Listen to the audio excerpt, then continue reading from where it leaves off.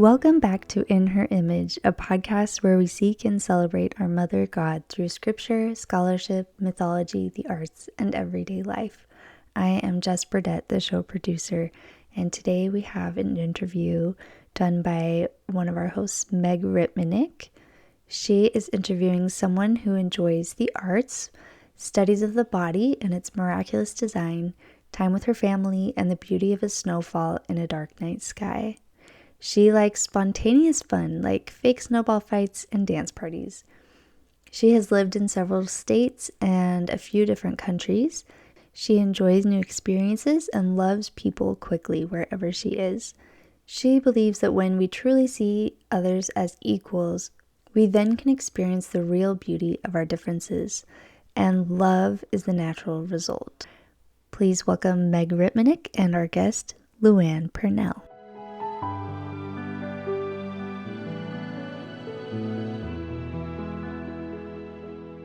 Hi, I'm Meg Ripmanick, your host today, and I'm so excited to be talking to LuAnn. Recently, we experienced a huge outcry from women all over the world and inside of our church in response to a comment posted on Instagram by the Church of Jesus Christ of Latter-day Saints.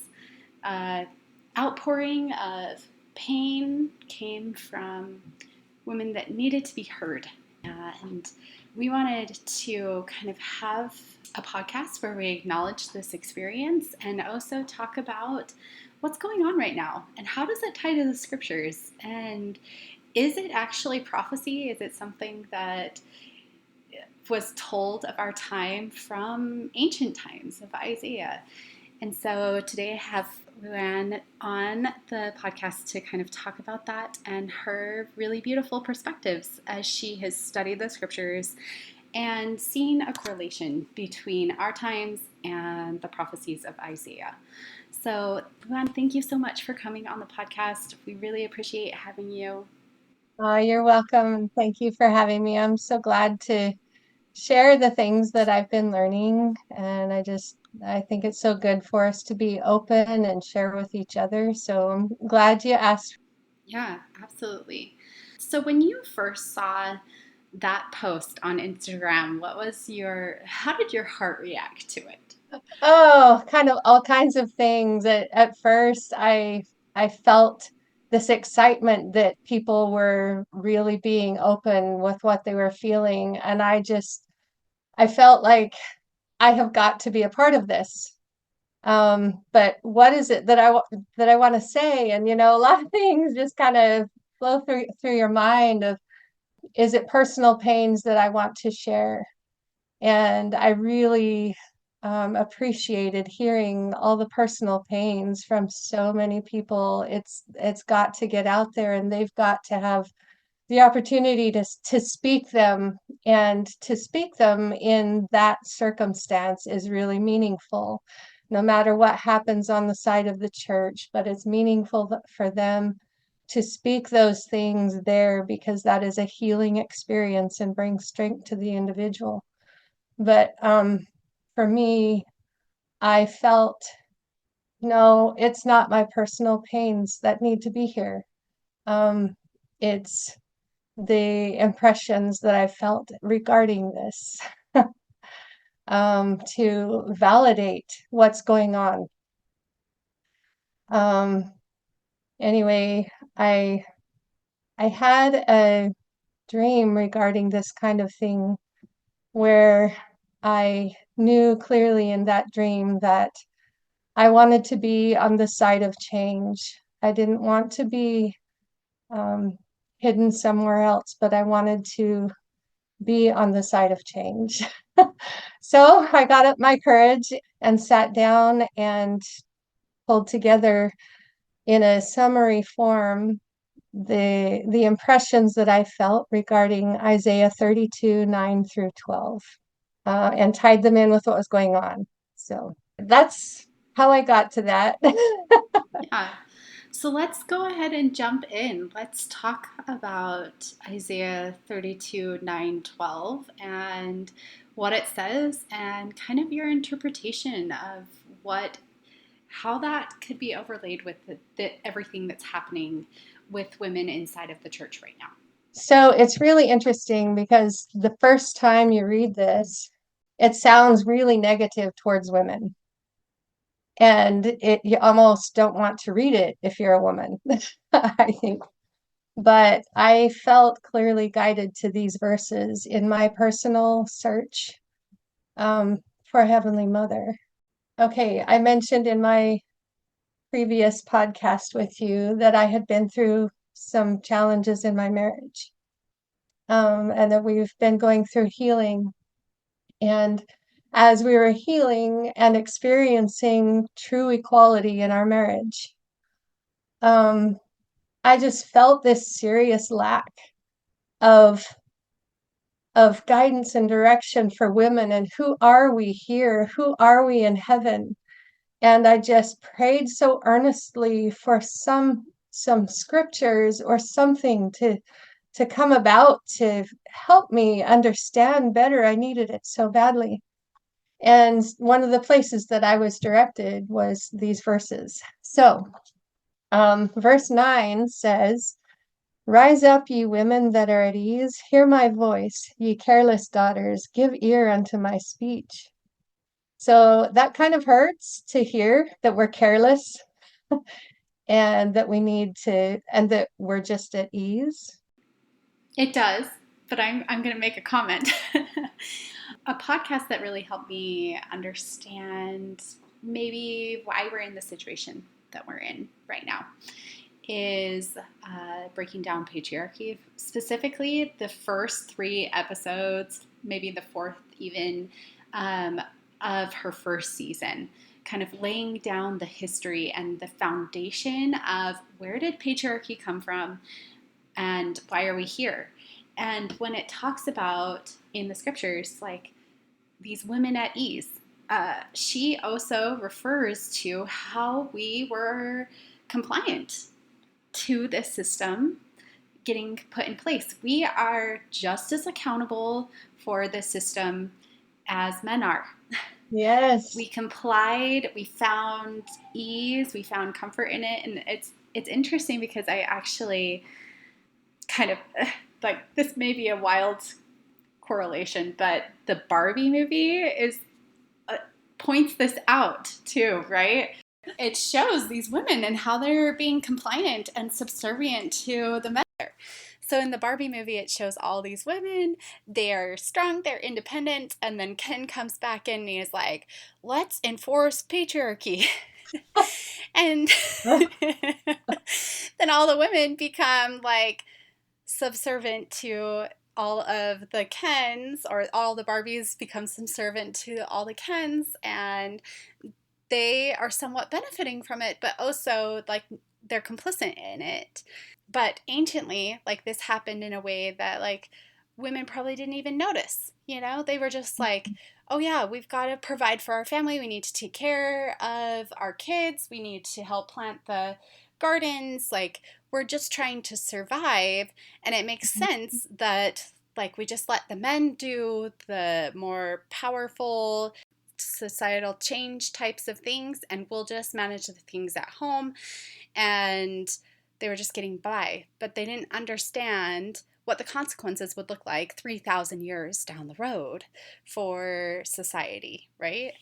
And so it's interesting that Isaiah, 3,000 years ago, is saying this. He may even be saying it to the women during that time, but it's especially applicable to the women during our time and age. Like we need to step up. We need to not just leave the leadership and the prophecy and the important spiritual matters to the men. We need to stand in our place of sovereignty. So, Yes, exactly. And you bring up a good point that we've just been surviving, that women could have just been surviving through patriarchy and considering reasons why we've been at ease, not necessarily that it's an easy place to be in, but to have to fight a system is a big deal. It's really hard. And so it is easier to let things be as they are. It can be a survival mode that we turn to. There are lots of reasons that we could be in a place of being complicit. And we don't need to be hard on ourselves or hard on our ancestors, I think, for having been where they've been, though it can be really painful and hard to go through all the suffering that has happened because of patriarchy and continues to. We've made good progress in society, but there are still challenges. So yeah, Isaiah is calling us out on it, and saying, "Hear my voice, give ear unto my speech." So he's using um, these stronger words, calling us careless, saying we're at ease, telling us to give ear to his words, um, because this signifies the importance of what he has to say. Um, and I kind of feel like that gets my attention. Like, why would he be calling us this? And he's trying to get our attention, and calling us to a stewardship. So he says in verse 10, many days and years shall ye be troubled. And then he calls us, ye careless women, again, for the vintage shall fail, and the gathering shall not come. So there's quite a bit in that verse. I can break down what I see in there. So he's saying that there's a long time that we're going to deal with these problems unless we wake up to them, just like in the Barbie movie. We we have to wake up to them. And so being troubled, takes our minds back to the things that you brought up about breaking down patriarchy. She goes through a whole lot of details of what happens with patriarchy, and she says a lot of painful, triggering things that have happened in society. And those are really troubling, and we need to be troubled by them. So, yeah, I absolutely recommend learning the background of patriarchy so that we can understand and not be at ease and truly be troubled by what's gone on. Let's see. So he says, for the vintage shall fail. So in my mind, vintage takes me back to the past, to old ways. So he's referring to these old ways that have been around for so long. And though he was around 3,000 years ago, they had been going on, and he was saying that they would still go on unless we woke up to them, but they will fail.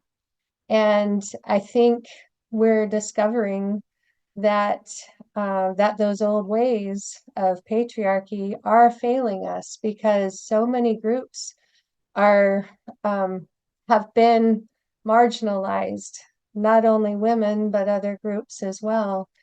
And he teaches us later the importance of Heavenly Mother in bringing in all of us into full equality.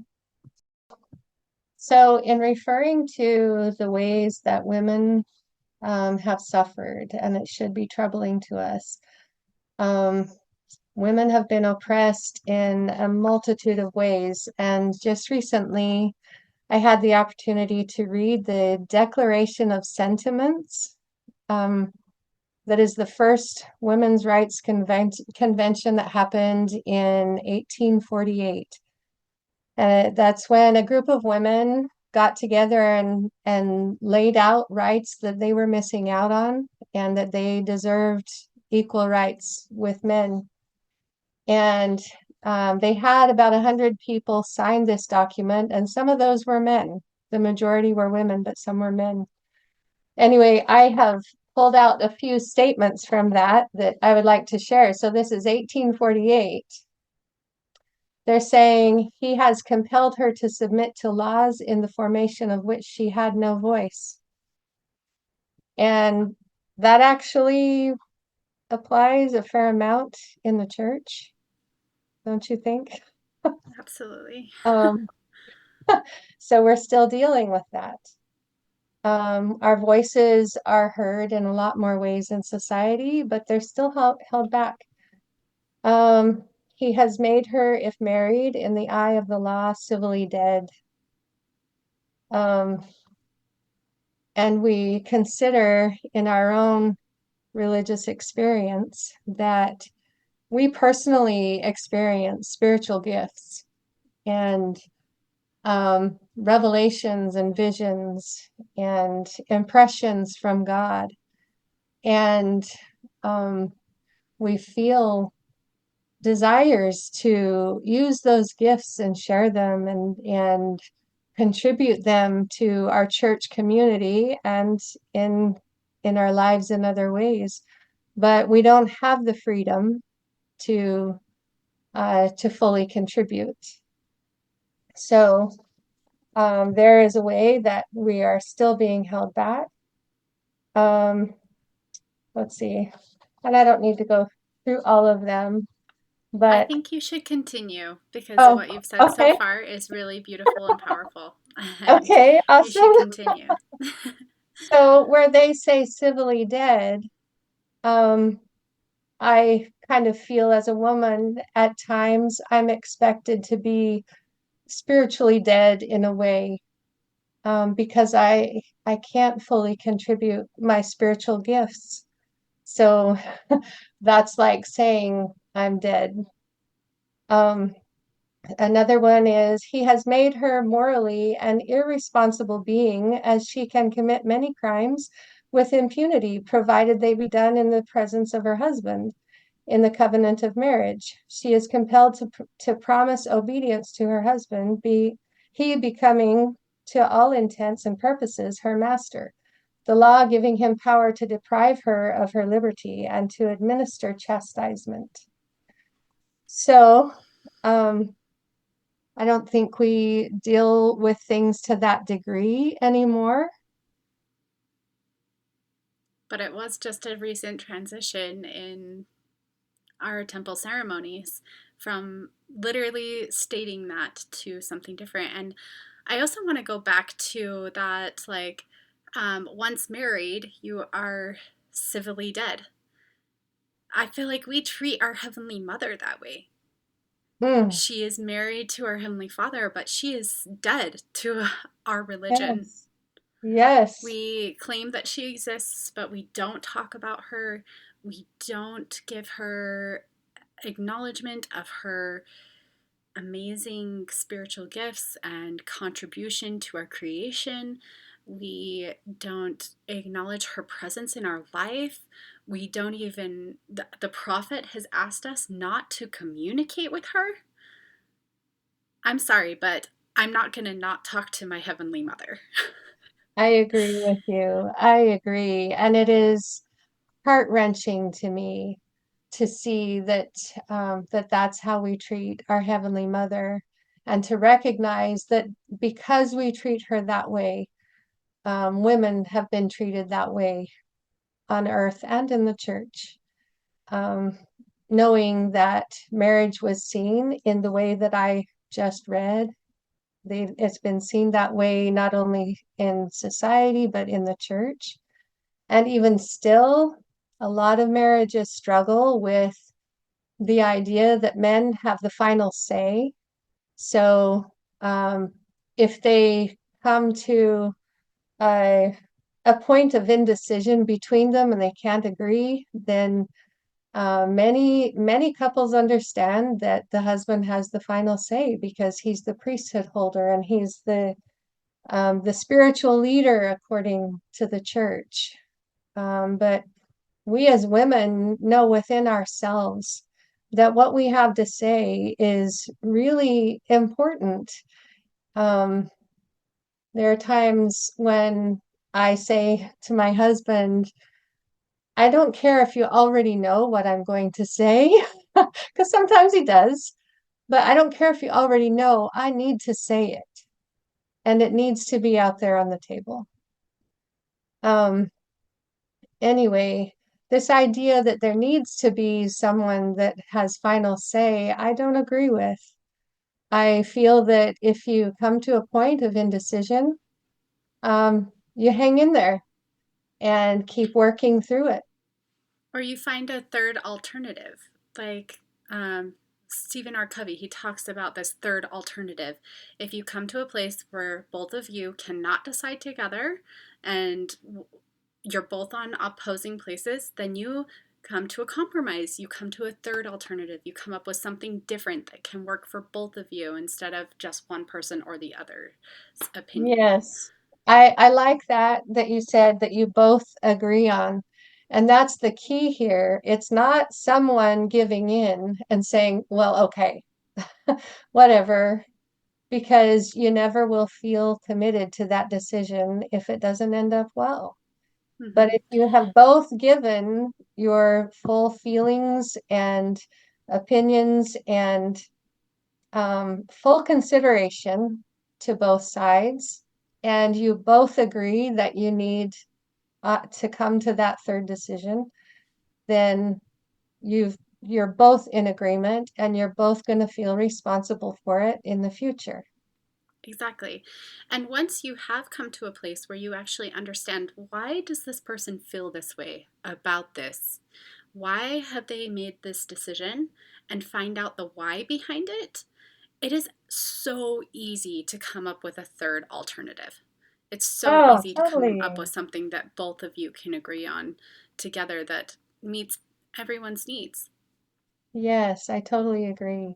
That counseling process is so important, and feeling feeling and knowing that you're heard and understood is so important on both sides. Mm-hmm. Let's see. So yeah, there's still a struggle with inequality there.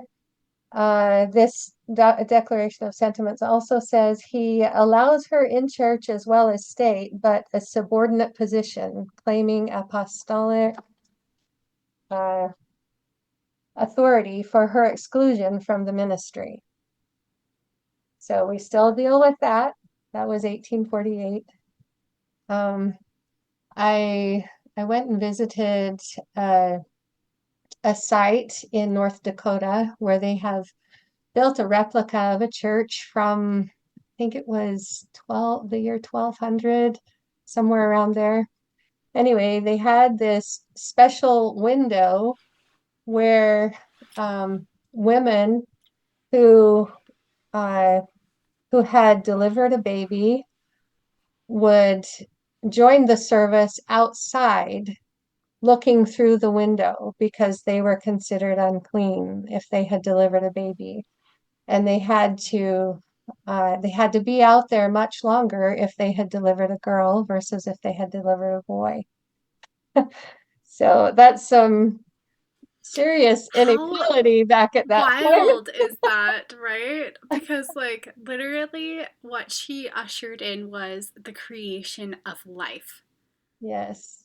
Probably the most sacred thing in the entire world. Mm, And she was considered unclean for it. yeah. That just tells you how backwards Yes. they had their priorities, right? Oh, there's been so much struggle, so much oppression, so much shaming for women, and it's really heartbreaking. And I'm grateful that Isaiah, um, I don't know whether he actually understood everything here. I hope he did, but at least he spoke it. And I'm just really grateful that he calls it out and says that um, we would be in troubling circumstances and we need to recognize it. Right. Uh, Well, Go ahead. I want to kind of bring up Revelations 12, and I'm looking up the actual scripture right now because I don't want to get it wrong and just say it off of like the top of my head. Um, but in Revelations 12, it's basically the premortal story of us being in heaven. And it actually starts out with a woman clothed in the sun, with the moon under her feet, and upon her head a crown of 12 stars. And then it talks about her being with child and giving birth, and then another wonder appearing in heaven, and it was a great red dragon. So from this point, this is the premortal story that we know, right? That we talk about. We talk about the dragon and him being Satan and taking the 1/3, and it's all in here in Revelations 12. But we don't talk about the first 3 verses of the premortal story, which is our Heavenly Mother. When we hear about this woman with the crowned with the stars, with the sun, clothed with the sun and the moon under her feet, we don't even acknowledge her. We're just like, oh, it must be something interesting, symbolic Right. of maybe the church or Right. something. We try to make it something else that it's not. It's actually talking about Heavenly Mother. And it tells this entire story and gives us even more beautiful detail about our premortal life and what that was all about. And at the end, which I think is the coolest and most interesting part, was it says, and the dragon was wroth with the woman and went to make war with the remnant of her seed, Hmm. which kept the commandments of God and have testimony of Jesus Christ. So literally, there has been a war against women since Yes. the beginning of time. Yes. And And that it is, dragon could be patriarchy. well, it's definitely a tool that the adversary has used in his war, Absolutely. right? Yep. And oh, there's so many beautiful things that I'd love to dive into about Revelations 12, Yes. but we'll So have to. in that book of scripture, I haven't read it in a while, but if I'm remembering right, there's a place where it talks about her going away into the desert and then Yes, okay, coming so back with I was wings. gonna talk about it, but I was like, do we want to go down this rabbit hole right now? Oh my Let's go goodness. down the rabbit hole because I think it's beautiful and Yes. amazing and actually connected to the Book of Mormon, right? So Mhm. it talks about this woman, and she was given okay, so in verse 14, it says, and to the woman was given 2 wings of a great eagle, that she may fly into the wilderness, into her place, where she is nourished for a time, and times and time a half from the face of the serpent. Okay, where did the people of the Book of Mormon go? Mm. It says they had to flee into the wilderness. Why did they flee into the wilderness? Because they thought a tree was sacred, basically. Mhm. And they were fleeing during the time of Josiah, when he was cutting down all of the trees, all of the Asherah poles, Yes. and killing and slaughtering anyone who worshipped this tree. Oh, oh my goodness. Yes, there is so much there. Really Um, interesting oh, connections there, right? yes. Um, and something that connects in a personal way there, more kind of personal, is, how we personally have had to fly away into our own wilderness to become awakened to these oppressions and troubles that women have been put under. Um, the going to our own wilderness of facing the fact that we have been oppressed and to be able to call it what it is and to acknowledge that we have been complicit ourselves in some ways. I mean, I personally feel like I can point out different times in my life clear back to when I was a little girl that I felt the inequalities. But there were still ways in my life that I was complicit and I didn't recognize it. Um, and ways that I was just surviving, like we talked about, um, because that was the the best that I could do to get through life was um, just deal with whatever my personal oppressions were, and just move on. Well, and when life is modeled to you in a certain way, every psychiatrist will tell you that that is what you will continue to model as a child throughout probably your adulthood life until you have a moment where you wake up and you realize, wait a second, this isn't working, this isn't right. Yes, Something has got to change. How do I change this? And you come to that point of awakening, yeah. and then hopefully you're able to move into change. Hopefully you're able to uh, contribute to a greater societal change, but that is also very difficult when everyone around you is still behaving in that way that was modeled to you Oh, absolutely. and And modeled key to is them. finding our own sovereignty, like you mentioned before. Um, let's see, you said something else that was really key too. Um, it totally tied into these verses. Oh, you said, why is this failing? Why is this not working? Is what you said. So the vintage shall fail. So Isaiah is telling us that these old ways are going to fail. We can keep trying to move forward with them, but they're not going to get us where we need to be. So, and change can be really hard. And we'll probably talk about that in a minute, but it can be really hard to change from an old way to a new way and not fear that we might lose something in this process or lose ourselves in order to find ourselves. Um, but I want to get to that a little bit later. Uh, okay, so he goes on to say from there that the vintage shall fail, to say the gathering shall not come. So, with the vintage ways failing, the gathering will not come.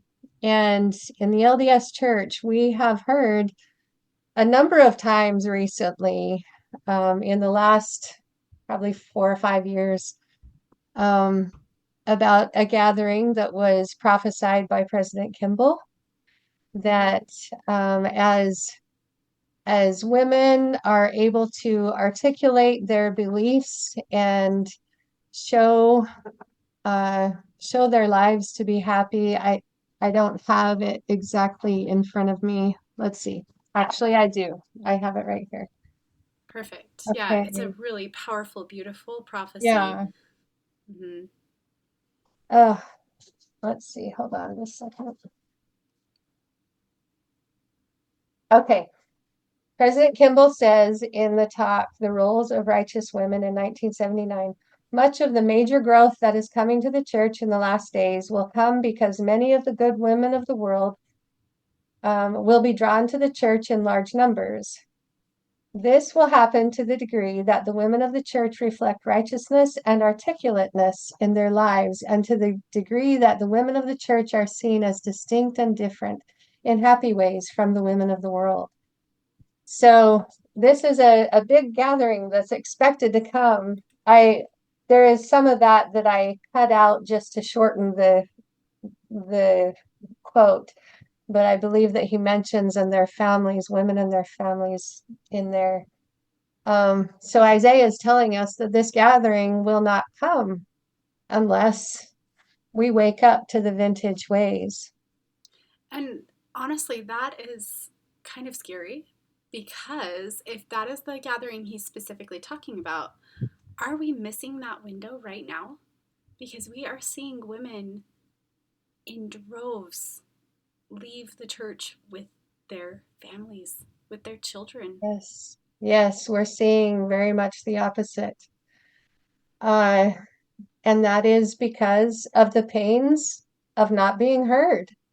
The pains that we're suffering in the church, we're feeling oppressed because our pains are not being heard. So with this post, with the Relief Society post, where everyone was posting their pains, I just thought that is so beautiful and wonderful that they are speaking this out and giving the church a chance to listen, because they need to have chances. And of course, women have given the church chances so many times over, and in so many big ways and small ways, in groups and as individuals, and they're still not being heard. Um, but as I've been thinking about that, the analogy came to my mind about the if a tree falls in the forest, does it make us, if nobody's there to hear it, does it make a sound? That one. Um, and I thought, well, of course it makes a sound. Um, and I think the women that are speaking, though they're not being heard, are they making sounds? Are what they're saying are the things they're saying worth saying? And I think about the tree that has fallen in the forest. And once it has fallen, whether, whatever kind of sound it makes, um, it does have an effect. There's some kind of reverberation, but there's also change that happens in the fact that a tree has fallen. That that tree changes the forest. It changes, what birds are going to be staying in it. It then begins its decay process or transformation process of becoming part of the earth again, and maybe planting new seeds, planting more nourishment in the earth for other things to grow. There are things that happen because that tree fell, whether a person was there to hear it or not. So when these women are speaking their pains, things are happening. There is reverberation within them, speaking those pains in that circumstance directly to the church is a strengthening moment. And collectively, it was strengthening to feel us as a larger group. We feel some of that group experience on Instagram, with other posts and things, but to feel this real collective voice in the one post was really pretty amazing. And I believe that brought a lot of strength to individuals. It let out the pains in a way that needed to happen for their own personal healing. And for us to be able to help change happen, we need personal individual change to happen.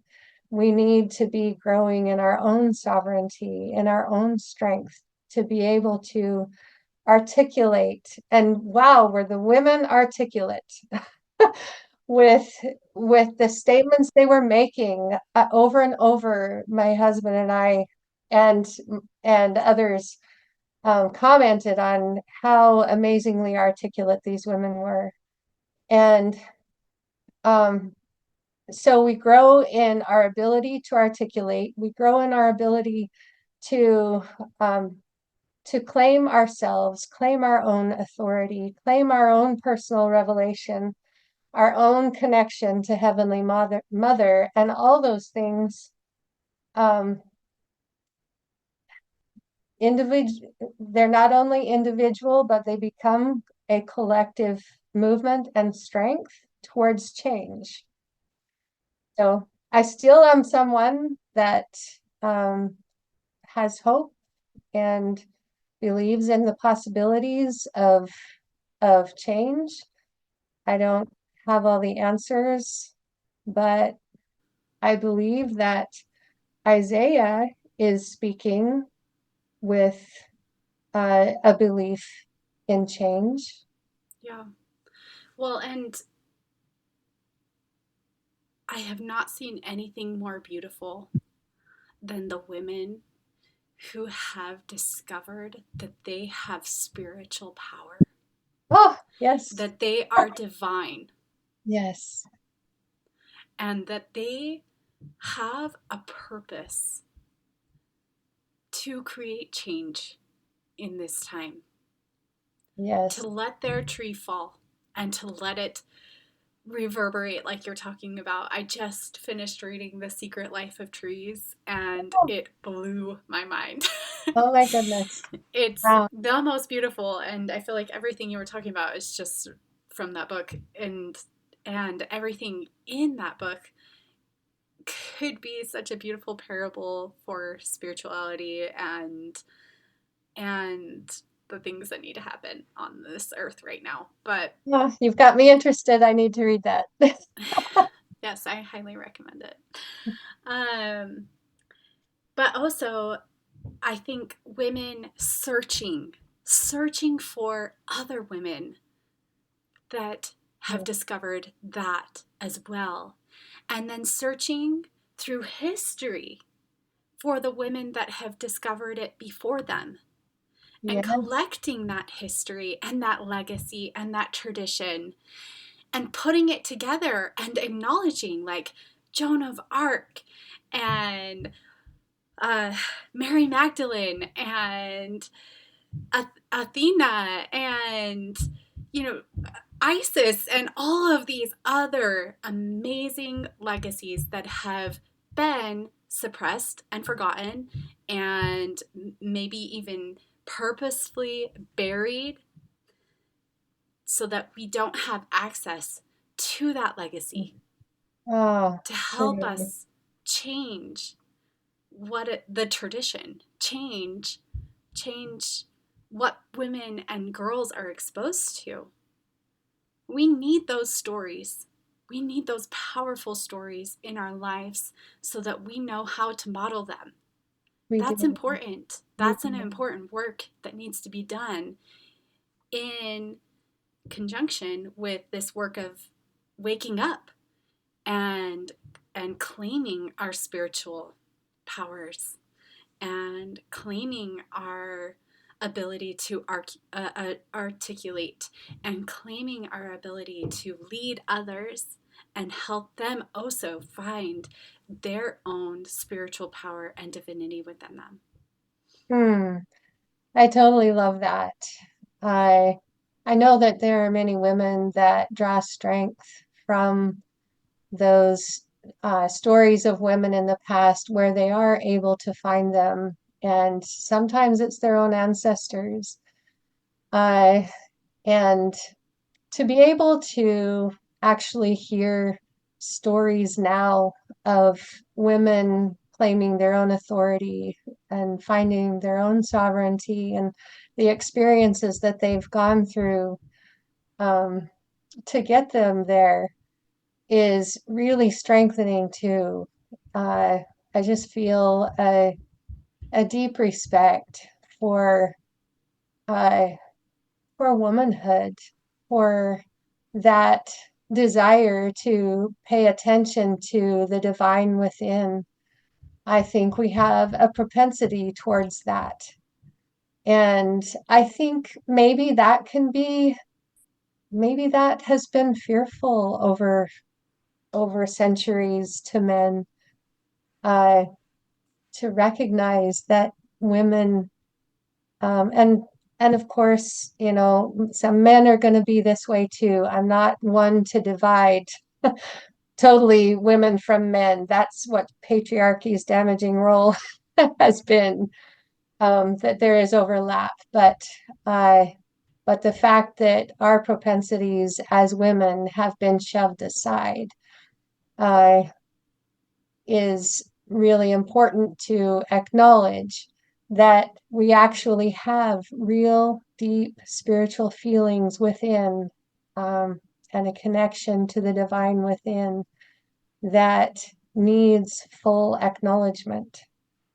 Um, so that thought brings me to how we view God. And um, I know that many people, many Christians view God as one entity, uh, comprising the masculine and feminine. And in our theology, we've understood it as a father and a mother, at two that act as one.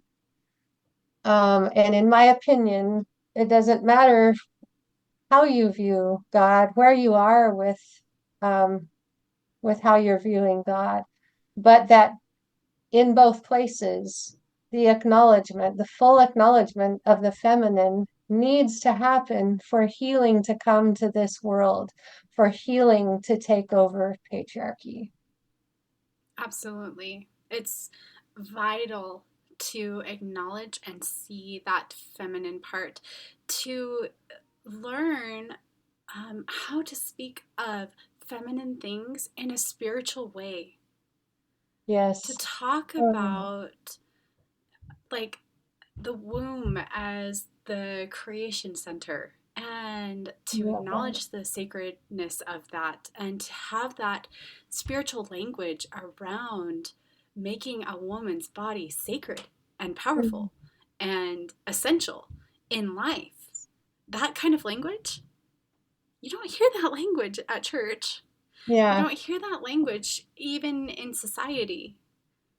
yeah. But we need to learn how to have that language and how to honor feminine things in a spiritual way. But Mm. that takes a community of people, that takes discovery, that takes insight, that takes spirituality to be able to start seeing those things. Yes. And it takes Heavenly Mother. She has been so key uh, in my growth and acknowledgement of my own body and my own body's beauty, just as it is, how it's designed inside, how it's designed outside, everything. Um, I've had a few personal experiences with Heavenly Mother that have helped me personally connect more with my body and feel that sacredness versus shame. And I still have growing to do in that respect, but I I could not come to that so readily without Heavenly Mother. Um, I'll share a little bit of an experience. Since I've mentioned my marriage and the healing that we've been going through, we came to a point where I felt like we've gone through a lot of healing, but I'm feeling like I've just hit a wall and I need something more. And I started doing more research on different kinds of therapies and things, and nothing felt right. But um, some impressions that came to me from Heavenly Mother regarding my body just really kind of broke down a wall that was there. And I discovered that the barrier that I was feeling was my own lack of connection to my body. And becoming connected to my body was not only healing to me, but it helped me be able to connect better with my husband. And so it's been healing in multiple ways there. It's been a blessing to my marriage. So beautiful. Yeah. Yeah, and I mean, in order for us to make spiritual progress, we had to have something that was given to us and that could only be given to us on this earth, and that is our body. And Yes. so to not connect to it and let it give us the spiritual wisdom that we need to obtain from it while we're here on this earth kind of defeats the purpose. Yeah. True. True. Oh my goodness. Yeah, I feel like I have grown up kind of learning to be separate from my body in a sense. Okay, I would say more in my adulthood when I started studying scriptures more and the idea uh that our spirits should be in control of our bodies and that our bodies are going to have tendencies towards negative things. But inside, I felt like I'm good. I know that deep down I'm good, and if I'm a child of God, I'm good. And Right. But um have we just misinterpreted those scriptures, right? Because it's talking about the natural man and we just labeled the natural man as our body, which Right. actually, like, it takes an Eastern tradition to understand what the natural man is. The Eastern traditions of understanding what the ego is Yes. actually helps us to understand what the natural man is. We, in our Christian tradition, have completely mislabeled it and then, once again, twisted the whole purpose Right. of our existence on this earth, Right. right? We Yeah. really need to actually gather Israel in the way that is talked about in the scriptures, which is words from all over the world that have been given to people from all nations from Hmm. God, bring them together, and then come to a true understanding of what God is actually trying to teach us is Yes. don't let the ego overcome your spiritual self. And then also, like, do yoga and connect your spiritual body to your spiritual anatomy to your physical anatomy, and let your physical anatomy teach your spiritual anatomy what it needs to learn while you're here on this earth.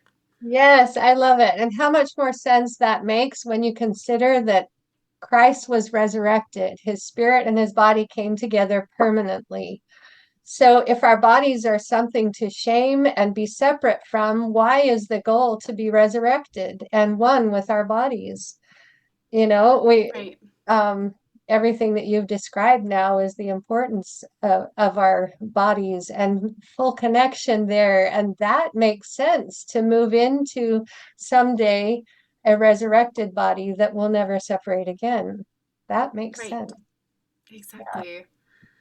I get so excited talking about these things, and I feel like we kind of went off on a tangent that wasn't exactly where we were supposed to go. So let's go back to Yeah. Isaiah and Yeah. this prophecy and what we can learn from it, what warnings he's giving us, how we can apply it, and what we can do to change Okay. the potential scenario So, that's about to happen. yeah, so he tells us in verse 11 again, tremble ye women that are at ease. Same thing. Again, it's a wake up call that we're responsible for something. So after he says, tremble ye women that are at ease, he says, let's see, strip you and make you bare. So my understanding of this is an emotional and um, mental experience of stripping ourselves of all the pains and oppressions that we've felt, that we've been under, and that we've been under. Mm-hmm. And so stripping and making bare is what all the women had been doing on that post, was they were Right. bearing their souls of their pains and hard things to say directly to the church, but they took this opportunity to do it. So they Mm. were feeling those impressions because they had been awakened to the fact that they had been oppressed.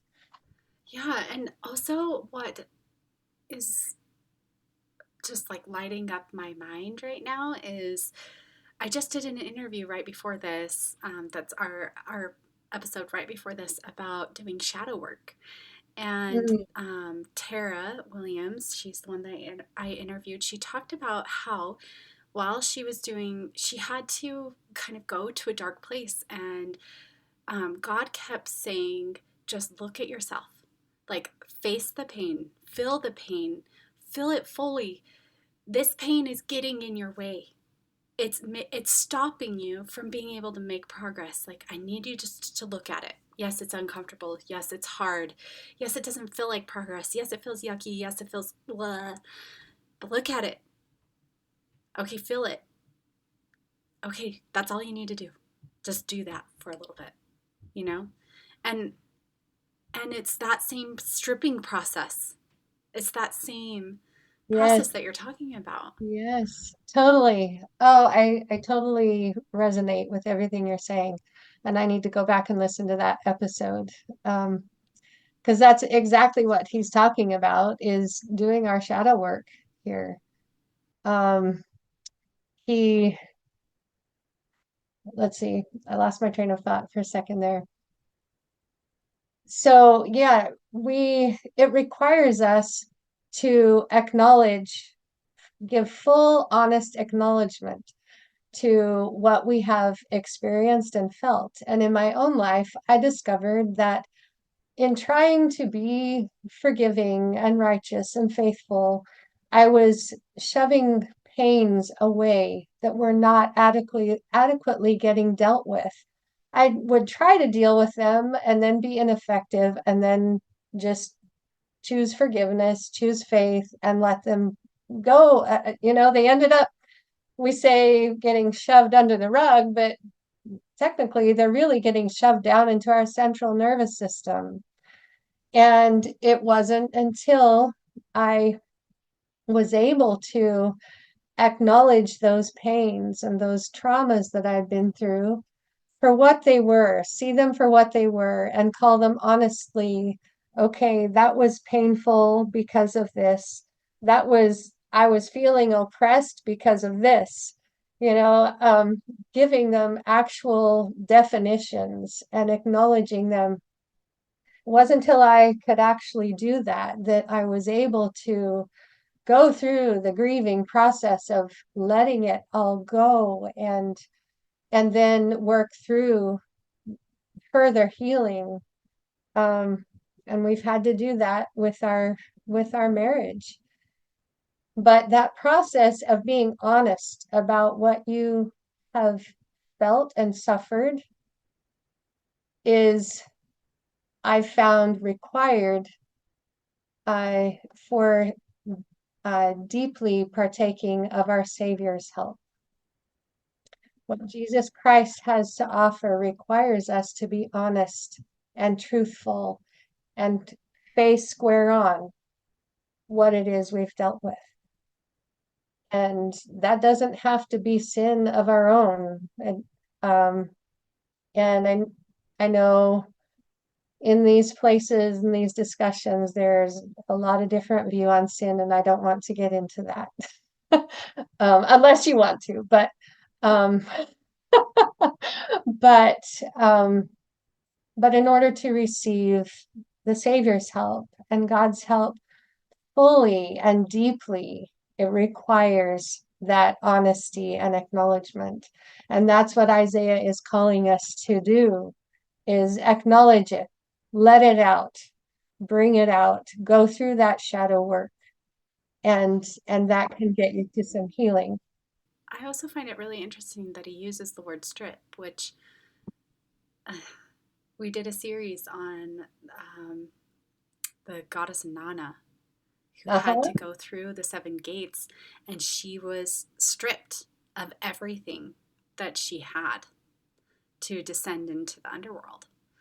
And that whole story is about shadow work and letting go of your Yeah. old distortion Hmm. and letting go of beliefs that are not true and making that passage and then being able to like go through that metamorphosis, that process of turning into something new and different and I think is required. It's a divine model. It's a divine model that is required of us in order to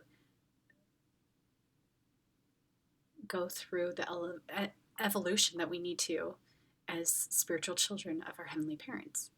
Totally. You know, Christ tells us that everything will be made new. And this is part of our transformational process, is stripping ourselves of those false beliefs that we've had, and stripping ourselves of the pains that we've suffered and the oppressions and so forth, and even acknowledging that our ancestors, went through what they did.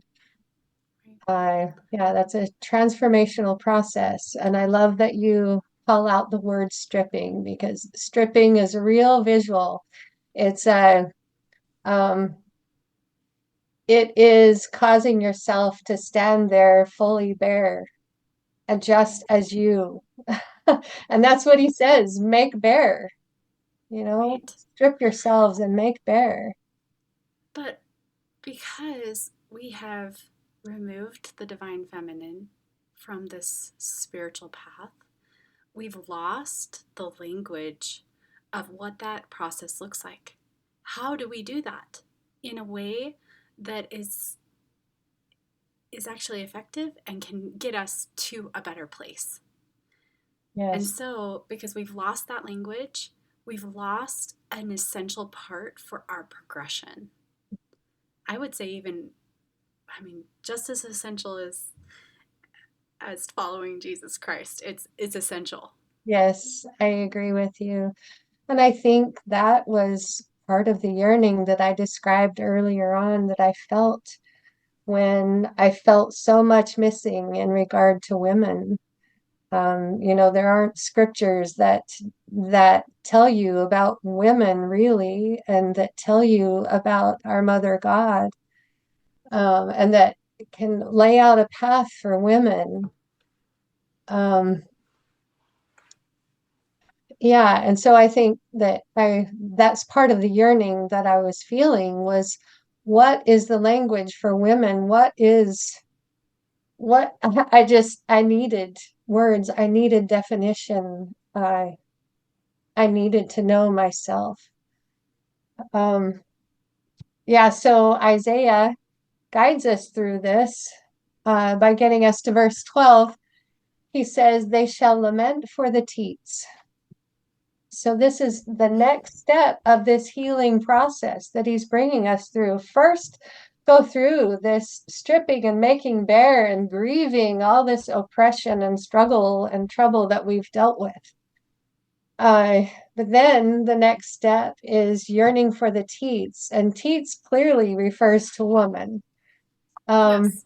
It's the and it could mother. be the physical anatomy, but also the spiritual anatomy of our Heavenly Mother, Yes. and the nourishment that comes from that. And that word may sound a little bit derogative, but I've said this before on the podcast. I'm going to remind our listeners that, in Hebrew, they only had 500 words in their language.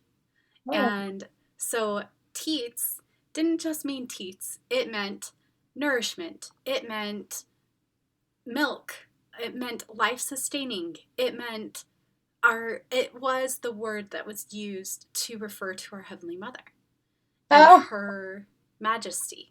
I love that you've said that and that you've brought it back to ancient understanding because that's where my impression was. It was, and I'll read my words here, that Teats expresses woman or mother and the perfectly tailored nourishment she provides. This Right. verse, Oh my goodness. Like the scientific studies, right? Let's connect it to that. Let's connect it to the scientific studies of like a mother's milk changes every time she nurses her child to yes, provide that child with the nourishment that that child needs specifically at that time. yes, and I'm actually a lactation counselor. So this is really, really meaningful to me, and um, I've done some studying on the components of milk, and it's really, really amazing all that's provided in milk. It's beyond what you could imagine. So divinely created. Right. And this is the kind of spiritual language that is feminine in nature that we've lost too. That Yes. we don't acknowledge, we don't talk about, we don't. And so like for a lot of women, nursing is this painful, hard thing because they can't even see the spirituality in it. Mm, If they could see the spirituality in it and the connection to their Heavenly Mother and the divinity in it and the symbolism in it, like I'm sure it would make that experience a lot different, mm. right? Yes, so here's some symbolism that just came to my mind. It's really cool. So I, um, when I have a breastfeeding client, I usually teach them before delivery so that they can have a special experience at delivery. And that is about the 9 stages of instinctual behavior.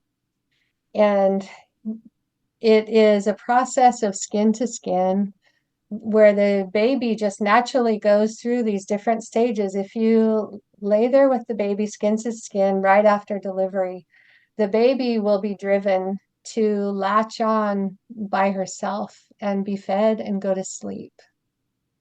And so the analogy here is the drawing to the mother's breast, like the baby. And that is Isaiah talking here about us being drawn to our Heavenly Mother's breast, to that nourishment that only she can provide for us, just Right. like the baby on the mother's body. Mm-hmm. So many more things popping into my mind, but I know we could go down so many tangents. There's so much good. oh yes. So he says we would lament for the teats. And I talk about the term lament as well, as what came to me was not only grieving, but also yearning. So Mm-hmm. grieving that we have not had our mother near. And I think from a lot of women that I've spoken with, they've felt that. They felt like, why have I not been allowed to have my mother near? Right. And so there is some grief by the Oh, control that has been immense exerted on grief. us. I feel like I still, even though I am doing this podcast, I still feel so much grief. I feel grief for everyone around me, but I feel things really deeply. So, Well, I do too. Yeah, I understand that. And so with that grief, there's also a yearning. It's a wish that we had. Okay, so I've been learning she's been there, but I just didn't know, and I didn't know how to connect to her. mm-hmm. So there's a grieving that I didn't have that sooner in my life, but there's a yearning to really have her here now. Uh, and he speaks of that. So in my impressions, that term lament is used referring to both of those, the grief and the yearning for her. So let's see. Let me find where we are. Okay, so he says that lamenting for the teats would put us in pleasant fields and bring us to fruitful vines. Uh, so, fruitful vines and pleasant fields. When I think of fruitful vines and pleasant fields, I think of healing feelings. And I believe that that's what Isaiah is bringing us to, is healing this oppression, that it's Mother God that has the ability to help us heal this oppression by not just acknowledging that she exists, but really coming to her fully, Right. acting on that yearning, that lamenting will help us find healing for the inequality that we have suffered under. And finding that connection with her validates us as females. It validates our body in a godly form, knowing that we are in the image of God and that Mother God is also God. Right. That validates our bodies and takes it out of this place of shame that we've commented on and allows us to speak of our bodies as really so sacred and spiritual and special and important and not shameful. And Right. not that we have to sit outside that window at the church in the year 1200, we're Mm-hmm. not shamed. That Heavenly Mother brings us out into the open, uh, that our bareness, having become naked in a sense, having stripped ourselves of all these pains and oppressions and accepted who we are physically, emotionally, spiritually, our spiritual gifts, is a healed place. It's a pleasant field. It's a place Right. where we can feel the sun on our bodies and not feel shame. Right. It's a fruitful vine. I can say it's brought fruit to my marriage, to the healing of my marriage, to the strengthening of our bonds and connection. It's brought equality. Um, I don't know, are there things that come to your mind when you Yeah, hear those terms? absolutely. When I think of that, like a fruitful vine, I mean, I think of the fruit of the tree of life, and I think of treasuring the words of God that are hers, like reading Proverbs 8 and acknowledging that those are her words. That's her speaking. And and and then sharing that with people and acknowledging that spiritual side of the feminine and that spiritual path of the feminine and what that could look like in a different way than the masculine spiritual path, and how do we practice that, and what how does that bring richness and beauty into our life and healing to our life. Hmm. Yes, I love that. Oh, those are real questions of how does it bring spirituality and beauty into our lives. Um, I like to think of God, connecting with God in me. You know, if I'm a child of God, I have God in me. Um, and to me, that immediately validates my spiritual gifts. It validates my personal revelations and the impressions that I feel that connect me to God. Think about, you know, this beautiful spiritual tradition that I grew up in and that fed me and nourished me Yeah. and that I adored and that helped me progress spiritually. But it was fully masculine. Hmm. There was nothing feminine about it. Yes. Yeah, it's true. And I still love all of that. I'm so grateful for that. But my heart and my soul got to a point where that wasn't filling my spiritual hunger anymore and wasn't satisfying my soul anymore, and I needed that feminine spirituality in my life. And now I feel like I'm doing that deep dive of that feminine spirituality and what does that look like and how do I practice that and what's unique things that I could do to like honor my feminine side, and maybe what's some rituals that I could practice to honor that as well, right? Hmm. um but then like and then I'm hoping, in the future, how do I pair the two? How do I pair this masculine spirituality and this feminine spirituality together Yeah. and help it to become whole? Yeah, because we don't want to invalidate completely the masculine side. We want them to blend appropriately and you know, pull out the tears that don't fit and just keep the wheat between the two masculine and feminine Yeah, sides. absolutely. Oh, I want to read this aloud and have it on the podcast. I love these words so much that you said. It said, "We are bearing our souls of the pains felt for generations, trying to bring about change that is inspired in us by the Spirit, just as Isaiah prophesied.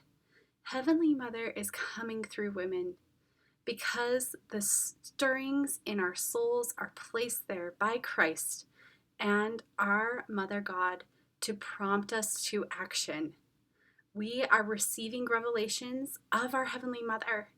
Many of us know her, and we are trying to offer these spiritual gifts to the church so that the old failing ways can be done away with and the healing can come to the church as a whole, as prophesied. This is the relief that we, as Latter day Saints women, are in a special position to bring to the world and to the church. Without Heavenly Mother and women's spiritual gifts to receive her, Isaiah prophesied that there will be no great gathering spoken by President Kimball and referred to by the other prophets. Instead, we will bleed out all the women and the younger generations who have likely observed this earth and seen the pains of the old ways from heaven. It's just so powerful. Those words are so powerful and beautiful. And Thank you. yes, Thank you. absolutely. I'm so grateful for you and for sharing those thoughts. Oh, thank you. I I just want to keep talking to you, and maybe we'll do a two-part series. Would you have time to do another interview? Let's do another one, I would and love we'll to. just do it as a two-part series because I think this conversation is really beautiful, and I also think you would be a really great place for women to learn about how you developed this relationship with Heavenly Mother and maybe they will feel inspired by how you've done that. And I would love to ask those types of questions as well about your like personal relationship with her and Okay, sure. and your spiritual practices that have helped you have these beautiful insights. So that we can hopefully model that for other women and then they can go and do I'm that too. happy to do that. Yeah, it's been really wonderful talking with you and hearing your added perspective and the things that you've brought in. It's just so meaningful, and I really appreciate this opportunity. Well, we'll talk to Thank you you. again next week. Thanks. Thank you for listening. If you enjoyed this episode, feel free to share it. And if you haven't yet, please leave us a review. If you'd like to support the podcast monetarily, you can make a monthly donation at anchor.fm/inherimage. We hope you'll tune in next Sunday for another inspiring episode.